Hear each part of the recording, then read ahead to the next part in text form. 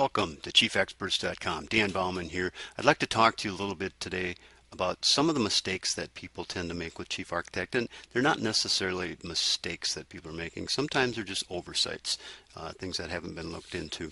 So one of the things that tends to get overlooked in my many years of teaching people Chief Architect is the settings and preferences. The preferences are what makes the program function. It affects how the program functions. So what we're going to do is we're going to go into preferences. We're going to click on that little P right there, and that will open up the preference settings. And once we're in here, we'll take a look at a few of the things that you might want to consider changing. One of the first things that I always look at and change whenever I get a new copy of Chief Architect is the contextual menus. Now, contextual menus are these menus that pop down whenever you right click on something. Okay, so it takes a little bit of getting used to right click with your mouse button to select things, but that's the pick button in Chief Architect. It's used to select anything in the plan without having to go up and select any of the icons up here. So what I like to do in preferences is I like to click this thing right here called click twice to display.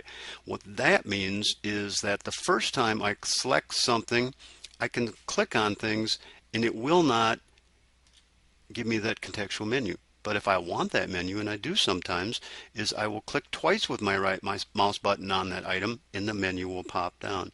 So that the menu sometimes gets in the way when I'm trying to work on things and dimension things, and it's a bit of a pain. So I like to have it so I can control when I get to see it instead of having it pop down every time.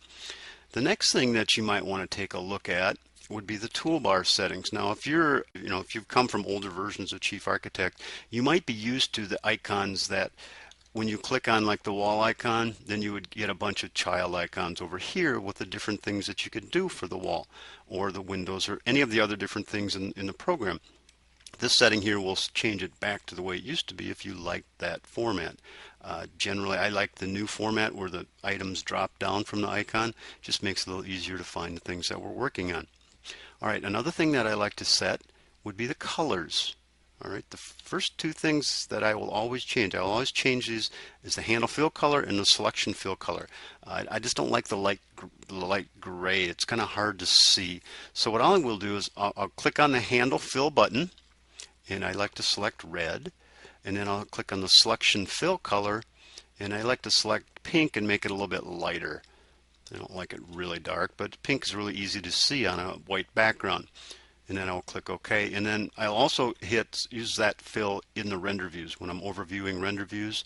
And if we take a look at that now, again, when I right click on something, I don't get the menu, and you'll see now that we're getting red handles on things. It's just a little easier to see and pick up. The other thing, when you click on rooms, see how you get the pink fill color? It's very easy to see and distinguish exactly what it is that you're clicking on. So you can play with the different colors to see what you like, but it just visually makes it a little easier to get to the things on your screen that you want to. Another item that I like to change is the library browser. The program comes set up by default with the library browser here on the side of the screen. And that's fine. If that works for you, leave it the way it is. But what I like to do is make it big on my screen so that I can see things easier. And sometimes I'll even put the library browser off the screen onto a second monitor that I have. So what I will do is I will click on this button right here called Stacked, and I will also click on Disable Docking. I'll click on those two buttons and I'll click OK. And then I will go over here and I will grab, you notice I grabbed that at the very top of the item. There's two lines, and I just grabbed those two lines, and then I pulled it over onto the screen. Once I have it on the screen, I'm going to take it, pull the corners, and make it bigger on the screen, and then I'll adjust the different viewports right here. And then every time you click on something now, you're going to get a bigger view of it. Plus, I could grab this and pull it off on a different screen and keep it open all the time while I'm working on my plan. So it just makes it really easy to find the different items in the library that way. Okay, another preference setting that I like to work with, and there's just a few that you want to be aware of. So you don't have to make changes to all of these things. All right, so one of the things that you want to go to is architectural. All right, there's some different things here, but architectural has a setting right here. These first two settings I like to change. I will hit show same wall type, I will turn on, and I will turn off the select room before the wall in 3D. Let me show you what happens here. So when I turn those on, when I click on a wall now, you'll notice that I get a little diamond at the end of the wall. Okay, what that is a handle that I can use to pull the end of the wall and make a copy of it. Okay, so I could take that, I could grab that diamond, make a copy of it. Okay, so you don't have to go back into the wall mode all the time to get the end of the handle, to get the end of the wall. You can still use the one on the end of the wall to rotate the wall. So that's what that setting does. It allows you to make copies of the end of the wall. Now if we go into a 3D view, Chief is great because you can now grab the views and you can pull rooms up and down. But the way the program comes set up, you got to be careful with it, because if you're pulling these rooms up and down, you're going to mess up your whole 3D model. So all if you bring it up a 3D view and you click on it and you accidentally click on one of these buttons, you might be changing your floor and ceiling height. So by turning that one button off under architectural, all it does is it selects the wall now instead of the room, which is a little safer. Again, you don't want to be pulling the tops and bottoms of walls up any more than you have to. It's just not something that I recommend. That should be a last resort if you're having trouble with walls going in your plan. So you don't want to be doing that. Let's take a look at one other thing under Preferences. And if we go to the Edit area, remember we changed our handles to the color red?